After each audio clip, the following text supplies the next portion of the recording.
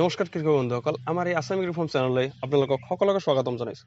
বন্ধুসকল, আপোনালোকে জানে যে আমি আগতে জিকা খেতিৰ বিষয়ে দুটা তিনিটা ভিডিঅ' আপলোড কৰিছিলোঁ আৰু আজি আমি সাধাৰণতে ধ্যান নিদিয়া জিকা খেতিৰ কিছুমান সৰু সৰু কথা আলোচনা কৰিম। আশা কৰোঁ আপোনালোকৰ সকলোৰে ভিডিঅ'টো ভাল লাগিব আৰু যদি ভাল লাগে তেনেহ'লে লাইক শ্বেয়াৰ কমেণ্ট নিশ্চয় কৰিব আৰু যদি এতিয়ালৈকে চেনেলটো ছাবস্ক্ৰাইব কৰা নাই ছাবস্ক্ৰাইব কৰি বেল আইকনটো বজাই দিব যাতে আমাৰ নেক্সট ভিডিঅ' অহাৰ লগে লগে আপোনালোকে ভিডিঅ'টো চাব পাৰে। বন্ধুসকল, যিসকল খেতিয়কে জিকা খেতি কৰে তেওঁলোকে সাধাৰণতে জানে যে জিকা খেতিত বহুত জিকা বেকা হৈ যায় আৰু নষ্টও হৈ যায়, বেপাৰীও ল'ব নোখোজে।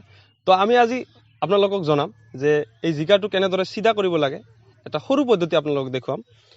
এনেকৈ এটা পলিথিন ল'ব লাগিব আৰু পলিথিন লৈ যিটো কেঁচা মাটি আছে কেঁচা মাটি অলপমান দিব লাগিব, নহ'লে সৰু সৰু শিলগুটি আছে আৰু যদি আমি বেছি দিওঁ তথাপিও নহ'ব, কাৰণ জিকাটো ভাঙি যাব পাৰে, এনেকুৱা এটা সম্ভাৱনা থাকে। তাৰ কাৰণে আমাক লিমিটত ল'ব লাগিব। লৈ কিনে এনেকৈ পিছফালে এনেকৈ ওলমাই দিব লাগিব।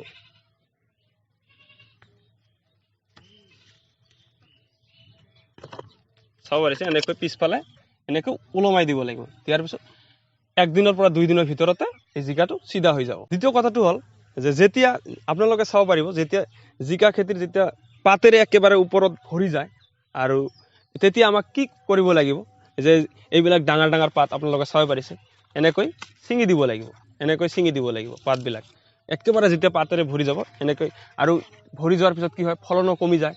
তেনেহ'লে আমাক কি পদ্ধতি ল'ব লাগিব, এনেকৈ পাতবিলাক ছিঙি দিব লাগিব আৰু চাব লাগিব যে যিবিলাক আগ আছে, সৰু সৰু আগ যিবিলাক আছে, এই আগবিলাক আমাক উঠাই দিব লাগিব। এনেকৈ উঠাই দিব লাগিব।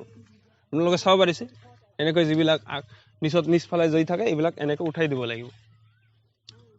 আপোনালোকে চাব পাৰিছে, এনেধৰণৰ কৰিব লাগিব। বন্ধুসকল, আৰু আমাক কি কৰিব লাগিব, আমি যেনেকৈ ইয়াত ড্ৰেইন বনাই দিছোঁ আপোনালোকে চাব পাৰিছে, এনেধৰণৰ ড্ৰেইন বনাই দিব লাগিব যাতে পানীটো খেতিটোত জমা হৈ নাথাকে, সহজে ওলাই যাব পাৰে। আপোনালোকে চাব পাৰিছে, আমি একেবাৰে বঢ়িয়াকৈ ইয়াত ড্ৰেইন বনাই দিছোঁ আৰু কোনো ধৰণৰ সমস্যা নাই যে যিমান বৰষুণ পৰিলেও পানী ৰখি নাথাকে, পানী ডাইৰেক্ট ওলাই যাব। এনেধৰণৰ যদি আমি পদ্ধতিটো ল'ব পাৰোঁ তেনেহ'লে খেতিটো কোনো আৰু সমস্যা নহয়। বন্ধুসকল, আৰু এটা মন কৰিবলগীয়া কথা হ'ল কি, যে আপোনালোকে চাব পাৰিছে ইয়াত জিকা, এই যিবিলাক জিকা চাব পাৰিছে, এইবিলাক জিকা আমাক বেছি ডাঙৰ কৰিব নালাগে, কিয়নো বেছি ডাঙৰ কৰিলে বেপাৰী ল'ব নোখোজে আৰু কি হয় যে যিটো গছ আছে গছৰো অলপ ক্ষতি হয়। তো তাৰ কাৰণে আমাক কি কৰিব লাগিব, এই জিকাটো আজি উঠাব নালাগে, এই জিকাটো আমি কালি উঠাম।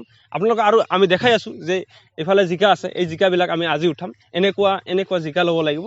আৰু ইয়াৰ বেছি আমি কৈছোঁ, ইয়াৰ বেছি ডাঙৰ ল'লেও বেপাৰী ল'ব নোখোজে আৰু গছৰো যিহেতু অলপ ক্ষতি হয়, তাৰ কাৰণে আমি এনেকুৱা জিকা উঠালে ভাল হয়। বন্ধুসকল, আমি সপ্তাহত এবাৰ হ'লে এমিষ্টাৰ টপ ফাংগিচাইড স্প্ৰে কৰিব লাগে। তেতিয়াহ'লে আমাৰ কি হয়, গছবিলাক দীৰ্ঘজীৱী হয় আৰু বহুত দিনলৈকে আমি ফলটো উঠাব পাৰোঁ আৰু যিটো ফল আছে ফলটো পচি নাযায়, ভাল থাকে।